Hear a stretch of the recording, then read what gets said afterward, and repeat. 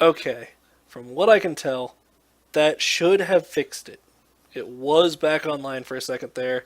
Yep, we're live again. Awesome, perfect, beautiful, wonderful. Uh, oh man. All right. So, what the fuck is happening here? Oh, it's advertisement. That's fine. Uh, anyway, sorry to anybody who. You know what? No, that's bad. I don't think anybody's watching right now. Anyway, whatever. I'll cut it in post. Um, So, welcome back, folks. Welcome back to History with the Bard. I'm your host, Creepy Bard, and we're going to be talking about Druidism tonight. Celtic Druidism, only kind as far as I am aware. Couldn't say otherwise. You'll notice that the game has actually already started a little bit, and we've already been going for a little bit. That's because I've been having some technical difficulties on the stream tonight. So, if you were listening earlier, I apologize. But you're going to have to hear some stuff again. If you're joining us for the first time and or this is YouTube, hey, what's up? Um, so, first things first, books are coming in. Because books are coming in, that means that we'll be shifting away from the West for a little while. We're going to stop talking about the Celts, at least for now. We're going to stop talking about the Celts, and we're going to shift more towards the Eastern stuff that I'm particularly fond of.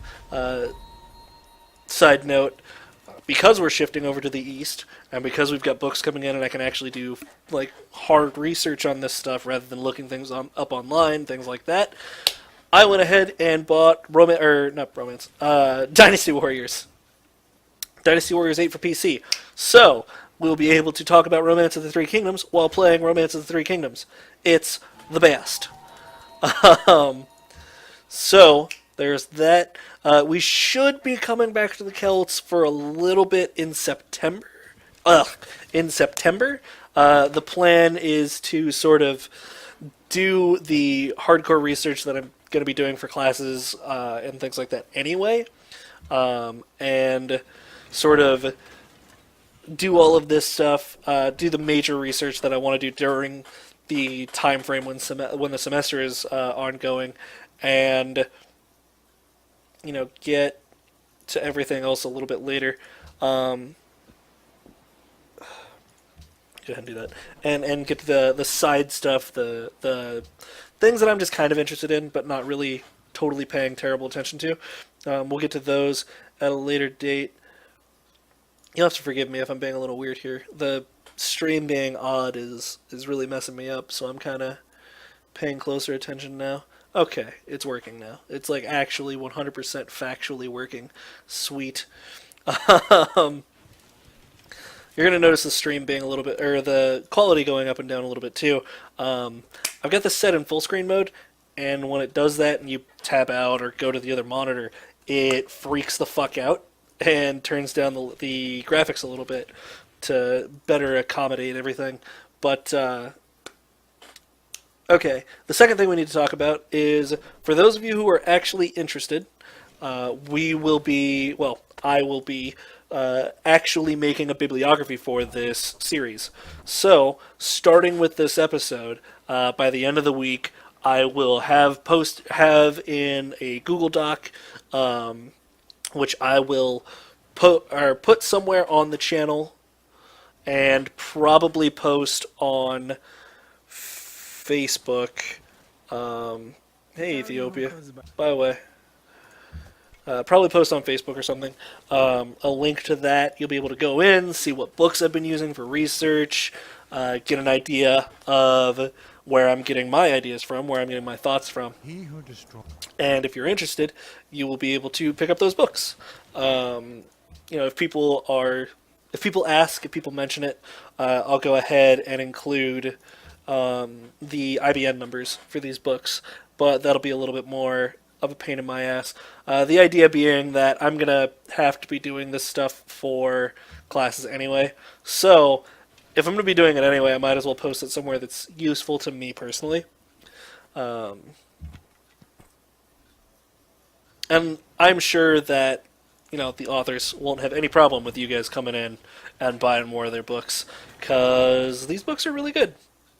Just gonna throw that out there. These are some pretty interesting books so far. But enough of my bullshit. We're going to go ahead and get right on up, all up inside the Druids and the Celts and Druidism. So, we've got... I kind of strayed from my script there, sorry. We've got a couple of things we need to talk about regarding the Celts before we get all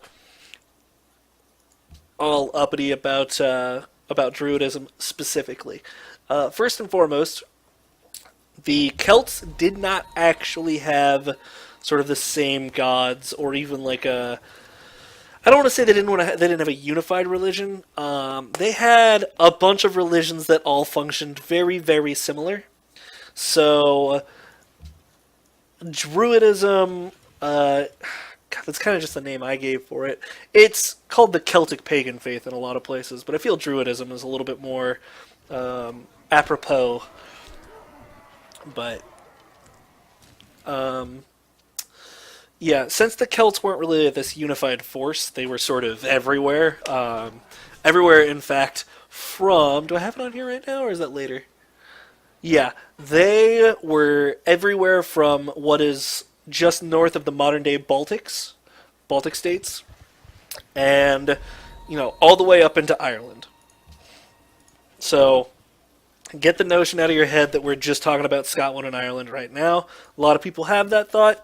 Not accurate. These guys were basically everywhere in Europe. They even show up in some places that the Romans honestly kind of considered their own.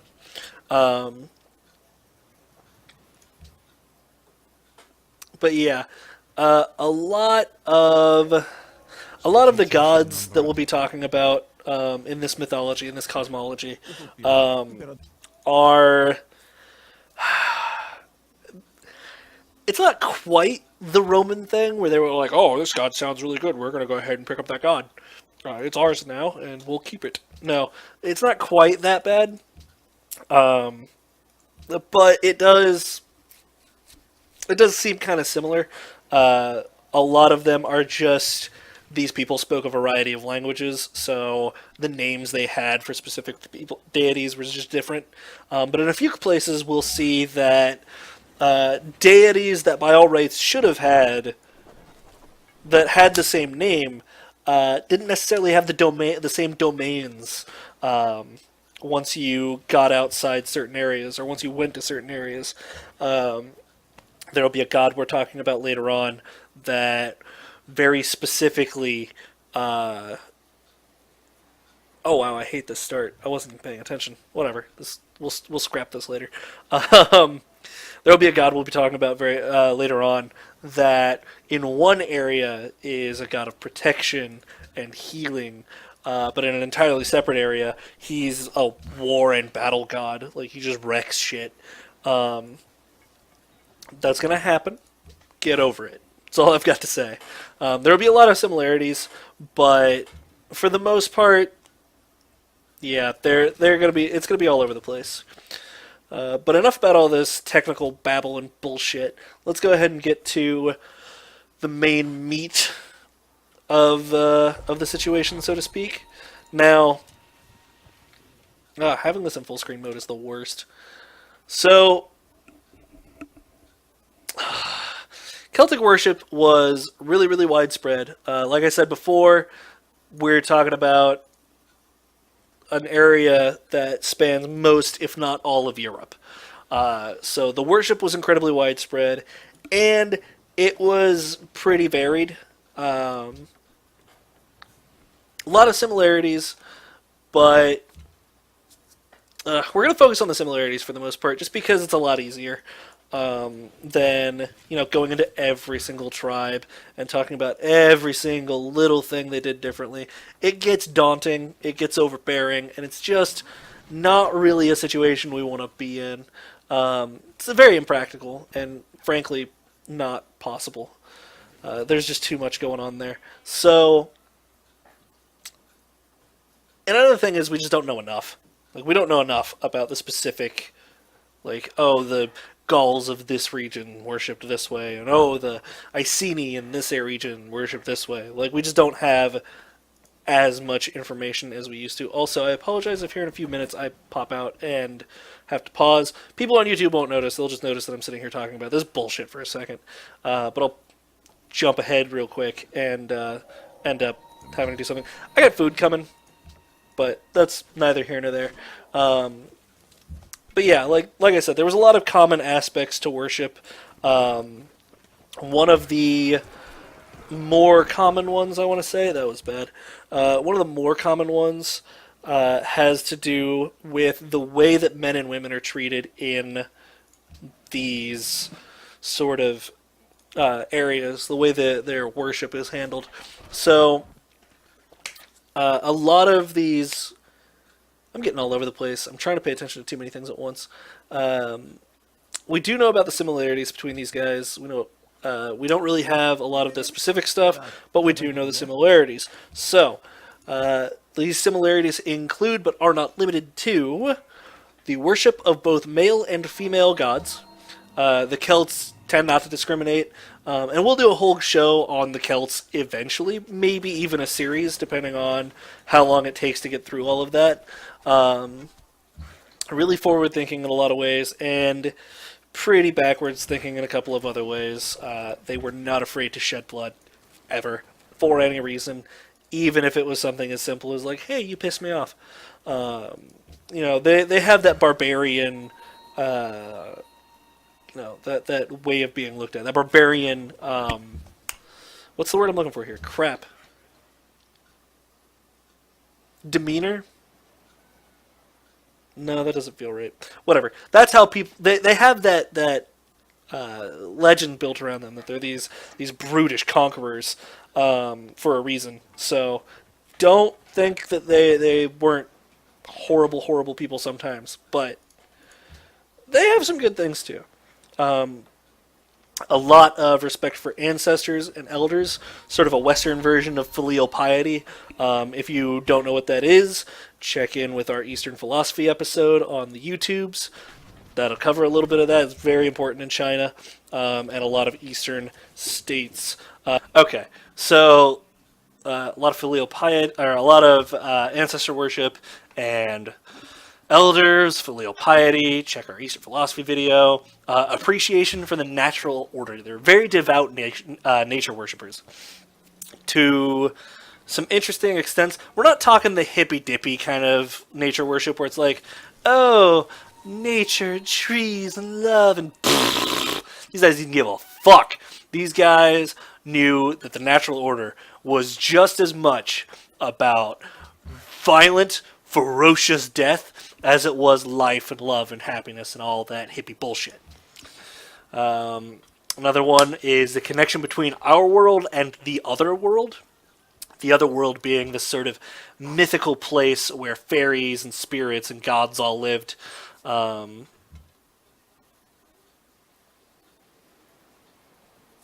Next one. I don't know why. Sorry, my notes got really weird here for a second. The next part would be the circle of time and the soul, sort of this cosmology concept and the sacred center of that cosmology, as in the literal center. We're not just talking about a spiritual center, though that does come up, but that's not all we're talking about. We're talking about the literal center. We'll talk a little bit later about this idea that they had, that the cardinal directions had attributes. And could influence the world in certain ways. Key things that come up in here in Celtic mythology a lot: cauldrons, swords, wells, the head, as in human heads, animal heads, that kind of thing, and the concept of three. The concept of three is actually going to show up a lot. Very important concept when it comes to Celtic mythology. Look at that.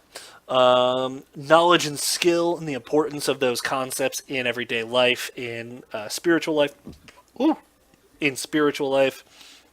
As well as respect, honor, and courage, this sort of noble barbarian concept that we've come to expect from the Celts and this sort of, ideal.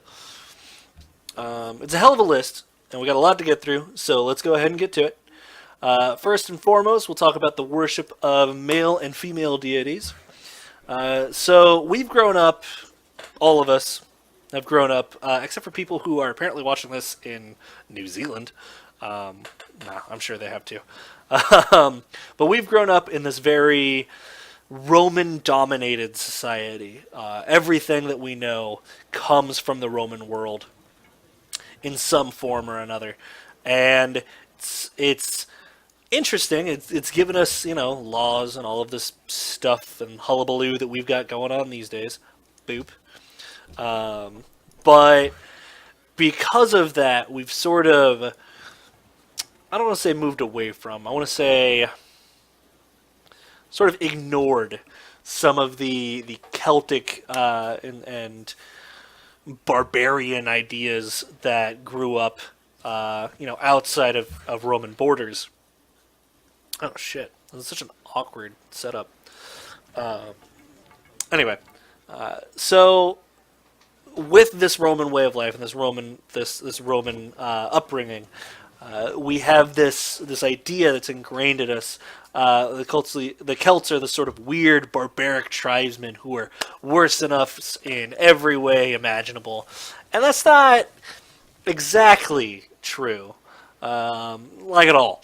The Celts certainly started out as these sort of strange and aggressive nomads who just sort of moved around and didn't really stay in one place, hunted, gathered, didn't have any sort of actual, what we would consider this sort of actual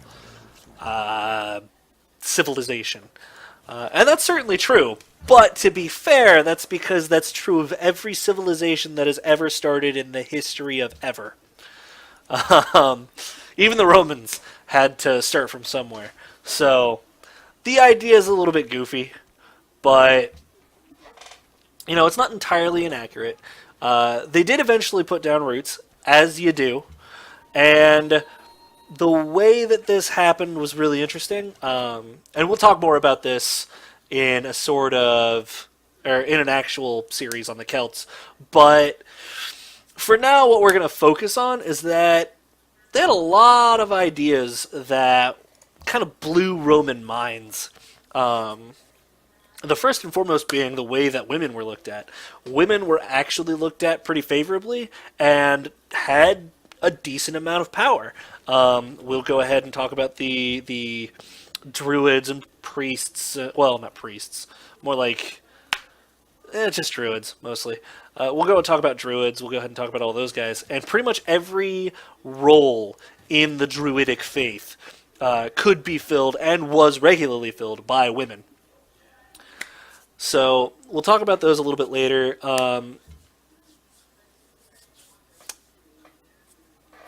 We also see a little bit of this in barbarian law codes. Well, barbarian law codes. And everyone was worth money in some way, shape, or form in these societies. So one of the biggest sort of boons that women got in Celtic society as opposed to Roman society is women were entitled as much to sort of a blood debt. Look, we'll cover that in another time frame. We'll cover all of that later. The main thing you need to know is women in Celtic times in Celtic societies were looked on pretty favorably. Nobody had any sort of downtrodden downtrodden idea of them, and for the most part, they were able to do pretty much everything that men were. The only thing that I haven't seen referenced so far in regards to Celtic women is smithing. For some reason, smithing is a man's job, I guess. Can't imagine why, based on all of the other information we have regarding the Celts, but apparently that was a thing. Who fucking cares? But like I said, we'll talk more about the way that Celtic women were handled more often. But If the Celtic women gods, the lady gods, were in any way, shape, or form an accurate representation of how the Celts viewed women, the Celts viewed women as motherfucking badasses. A lot of the Celtic gods that had serious pull were ladies, all across the board. All the ladies, total badasses. I don't think I've read a single lady god that wasn't fucking boss. And I'm not talking about just in the way that, like, oh, you know, masculine ideals of being boss. Sure, those show up. And when I say masculine ideals, I mean mostly that there's this idea lately that being aggressive or being angry in any way, shape, or form is this sort of masculine identity, which personally I disagree with, but whatever, you think what you want. But yeah, so a lot of these Celtic gods or Celtic gods in general had a lot of serious pull over the natural world and the supernatural world, magic and things like that. So we see a lot of lady gods with huge different domains: fertility, sovereignty, battle, music, magic, just everything. And almost universally, women were put into positions of power when it came to the gods and goddesses. This is especially true in Ireland, where a trio of female goddesses included a character known as the Morrigan. This was possibly a title, actually, for the goddess Danu or Anu, for whom the Danube River is named. This trio of goddesses, the Morrigan, Macha, and Nemain. Between these three goddesses, they had serious dominion. We're talking fertility, sexuality, magic, shape-shifting, prophecy, battle, sovereignty. That's going to be really important later on down the line. Horses, ravens, abundance. All of these sort of dominions fell under the sway of these three goddesses in Ireland. And a lot of them had dominion over a lot of them shared dominion over these. So I know specifically the Morrigan and Nemain and Macha were all actually gods and goddesses of shapeshifting in some form or another. I guess we should figure out what roads are in this game. Oh well. Science? No, engineering? Engineering. Yeah, probably. Okay. So these goddesses are all badasses. Just fucking boss. Gotta move my notes here a little bit, and I've got Alt-Tab every single fucking time. I'll fix this later. Not for this video, obviously. And of course, it wasn't just the ladies who were kicking ass. A lot of mention of the man gods, wrecking just as much shit as the lady gods. In Ireland, once again, we have the Dagda. If the Morrigan is the most important female god in Ireland, the Dagda is the most important male god. He has probably just as many domains as the Morrigan. Not more, by any means. Maybe not even quite as many. But still, total badass.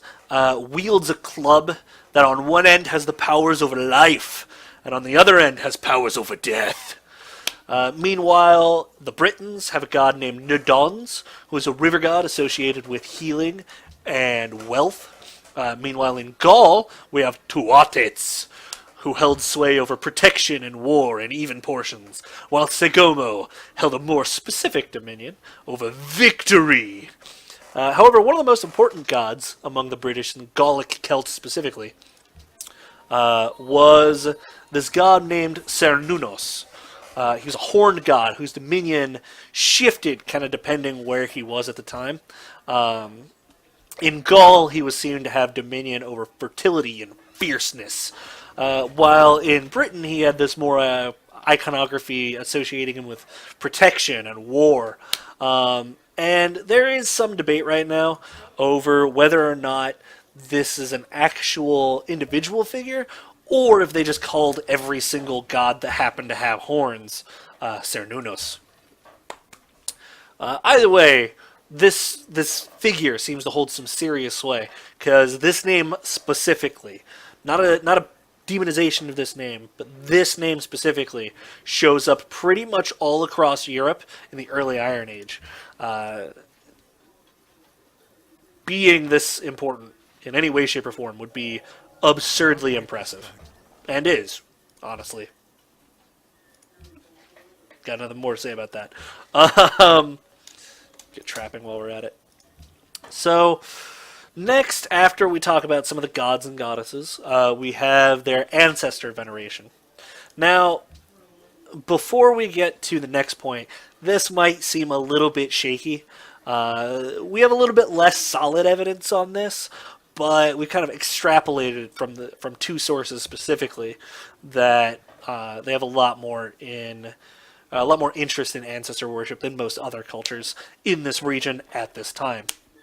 The first source comes from references to the Druids in texts from the time, well, a little bit later technically, but when we get around to talking about the Celts, we'll talk about why Celtic literature is a little bit shaky.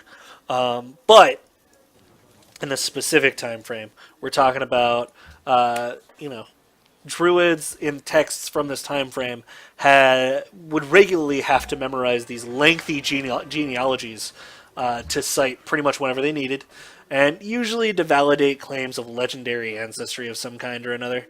So, a lot of... Oh, we actually got the pyramids. Weird. Let's make a lighthouse. Fucking automate. Whatever. You two. I'm not even paying attention anymore. You guys don't matter to me. I should really do this as a podcast. But yeah, see, one of the biggest ways to claim legitimacy among the Celts in general, was to be descended from one of their legendary heroes. These included characters like Cuchulainn from the Irish Isles, or some other guys I don't seem to have notes for. I feel like there should be more than just Cuchulainn and Ireland. A lot of our information about Celtic mythology will come from Ireland, but it's for another day. Let's see. So, if your biggest hero is your great-great-great-great-great-great-grandfather, and you're descended from the hero of this nation, well, not nation, that's totally different. You obviously lived up to that, and were expected to be just as badass. So, it gave you a little bit of legitimacy. The second source we have is a little bit more tenuous. The second source is mostly that you were... Yeah, sure, why not? The second source comes from the fact that Celts had a tendency to name their children, their offspring, whatever their name is, son of this. I don't have a reference, or not a reference. I don't have an example for you right now. But one of the more celebrated Irish heroes, kings, whatever. It's Fiddle McComail or something like that. I'm pretty sure that first name is wrong, but yeah, Mac meaning son of. This is a little bit tenuous. This would work for both sexes, naturally. Very common. And, you know what? Fuck you. I'm not paying this much attention anymore. We're going to be lazy. Boom. Alright. Anyway. So, it was pretty common pretty much everywhere, which is why I say this is pretty tenuous. It's common in a lot of places to name your kids son of or daughter of whatever your name is. Not uncommon. I feel like that's a tenuous hold, but we have one more bit of supporting evidence here. One of the bigger pieces of supporting evidence we have for ancestor worship comes in the form of one of their primary beliefs. See, the Celts believed that time was cyclical, and that your soul was immortal. This is a concept that has sort of penetrated a couple of other philosophies, as part of other philosophies, and has reached us in this day and age. So, in a sense, they believed in a type of form of reincarnation where your soul would show back up in other great heroes down the line, or would become a god and inhabit the other world. So that gives a lot more credence to this idea of ancestor worship, especially because they believed that the life energy of a person would begin somewhere, live, die, eventually be reborn. So, general reincarnation concepts. I haven't seen anything about people being reincarnated as anything besides a god or a human or a spirit. But from what I can tell, there's no reason that people wouldn't have been.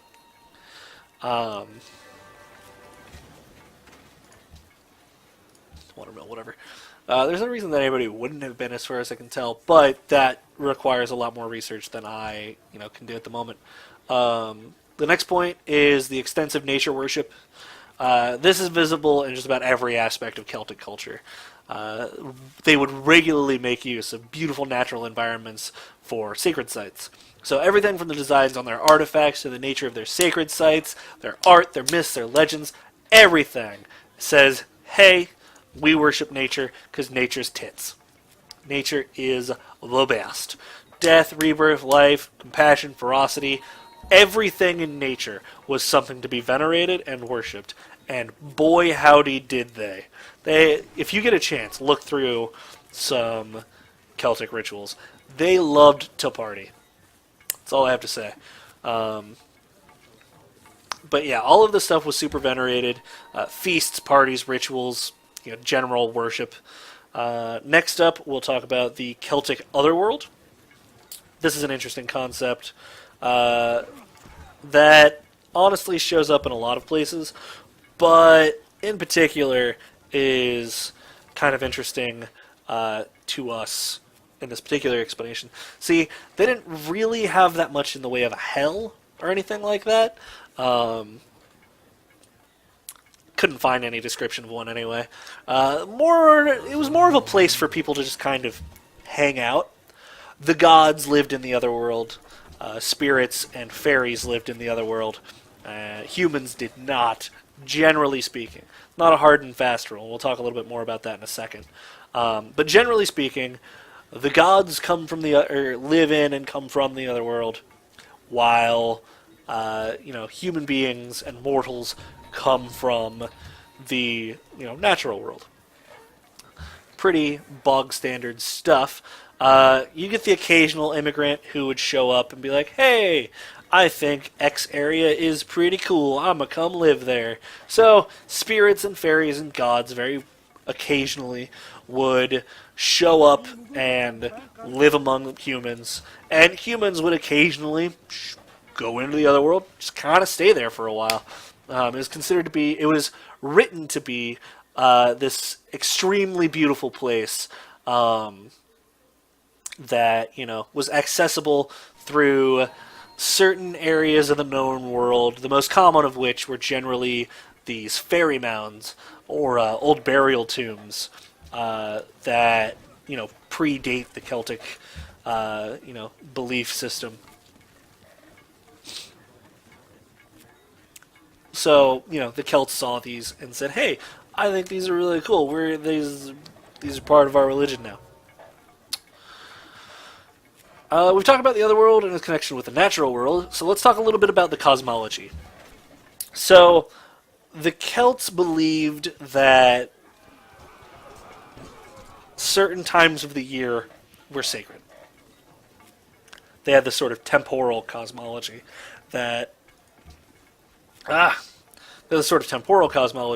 that really played heavily into their festivals and venerations and stuff. So they venerated the seasons, worshipped them. Bit of water. Worshipped the seasons. Yes, they did have the festival of Samhain. It is what Halloween is based off of, but Halloween kind of ignores certain aspects of Samhain. See, Samhain was a time frame, sort of, to the Celts, it was a time frame outside of time. It would start on Halloween night because their day started at night for some reason. Very interesting way of looking at things. But so it would start at night, Hallows Eve, Halloween, and it basically was sort of, how do I describe this? It was equal parts, hey, ghosts are spooky and we should be worried about that, and hey, ghosts and gods are awesome, let's party and hope somebody comes to visit. Very interesting time frame in the Celtic calendar, sort of a time frame of renewal and new cycles coming soon. Very big celebration. They had 3 other festivals to commemorate time frames. The first of which being, well, okay, we're not gonna list them in any particular order now that I'm looking at it because I don't have them listed in any particular order. So the 3 other festivals were Imbolc, Beltane, and Lughnasadh. The last one feels a little goofy to say, but that's what it's called. All of these were maybe not quite as important as Samhain, but they served their functions. They celebrated specific times of the year, and they didn't necessarily ever actually happen on solstices or equinox that are actually involved with the changing of seasons. More of a beginning of the month kind of thing, especially if you go by the Roman calendar, where the only one that doesn't happen at the beginning of a month is Samhain, which happens at the end of October. On top of this sort of temporal cosmology, we have, in which time's cyclical nature is of the most important status. They also had a sort of spatial cosmology, as I said earlier, with the 4 directions sort of having, individual attributes attributed to them, with the center being this sort of all-important area or time or situation. The center is sort of a loose concept when you start looking into it. So locations that were considered the center were sort of the middle of sovereign areas, as well as these great trees or massive pillars that were considered these central locations. But also, according to Irish tradition, the center was also where you are standing and here. There's this Irish saying that talks about that. I didn't put it in my notes, otherwise I would tell it to you a little bit more specifically. But we're on a timetable here, and I got stuff to do tonight, so we're going to keep going. Sure, that one. The last couple of things we're going to cover really quickly because, like I said, running out of time here. So, in no particular order, we have cauldrons were associated with healing, abundance, and wisdom. These were thought to sort of eventually be warped into the concept and the myth of the Holy Grail due to this time frame where Celtic mythology is sort of wrapped into Christian mythology. See the Book of Kells. Things like that. Other than that, magical weapons were supposed to be incredibly powerful, very common, very potent weapons that had huge power, terrible curses, featured very prominently in their stories. Most notable mentions being a sword that guarantees victory that wasn't Excalibur, but may have evolved into it later on in Christian mythologies, and a spear that could inflict unhealable wounds. Rivers were also considered places of power, with almost every river having its own sort of river god, river spirit associated with it, and a lot of the names of rivers in Europe today are derivative of their respective god or goddess's name. See the Danube, like we talked about earlier. Heads are believed to be a symbol of plenty. The number 3 is considered sacred, showing up in weird places such as the Morrigan being a member of three sisters, as well as her having three names, as well as a lot of gods and goddesses having only three dominions. Shut up, Napoleon, nobody cares. We're talking about Celts. Knowledge and skill contributed to the three types of revered people: druids, bards, and seers. More on them in a second. And last but not least, the Celts had people to a little bit higher standards than a lot of other religions, where other religions can sort of wrap up what they believe people should act like in, hey, don't be a dick.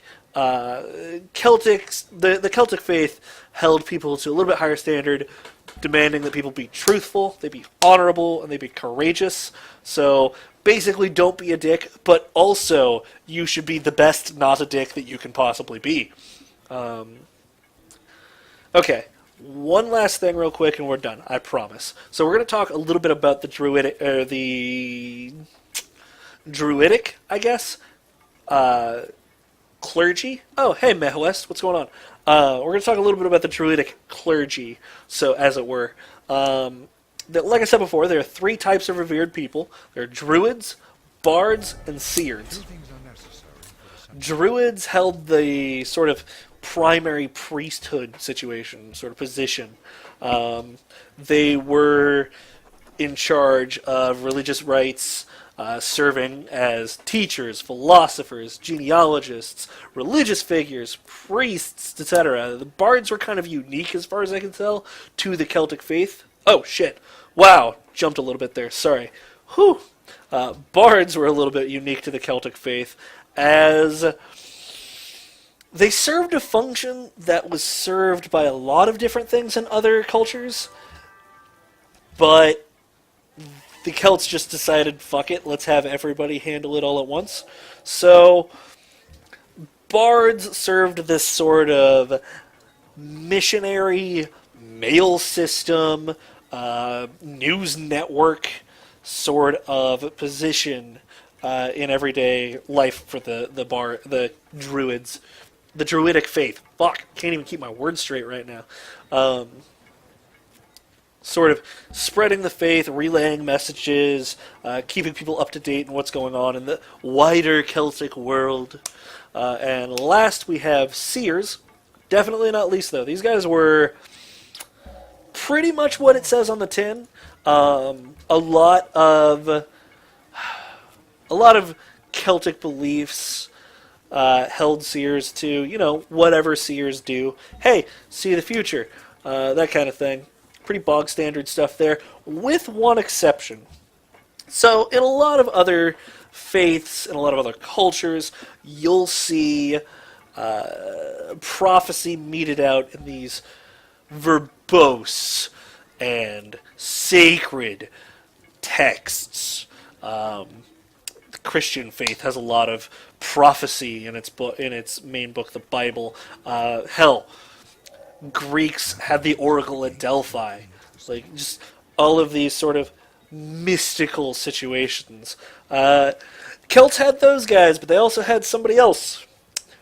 Poets. Poets in the Celtic faith were considered to be... we'll get that one. Poets in the Celtic faith were considered to be prophetic. More specifically... how do I want to put this? Basically, if you were really good at improv, you could tell the future. Being able to sing songs and stuff like that on the fly was considered sort of this gift from God, or from the gods, I suppose. And if you could, readily come up with some rhyme or meter that would explain whatever, then that was considered prophetic. It was sort of an inspirational vision into the future. So long as it was spur of the moment, it was considered legit. Like, if you had something written out or memorized ahead of time, you were an asshole, stop that, go away. And, like I've mentioned a couple of times here, pretty much all over the place, pretty much all of these roles could be filled by men and women.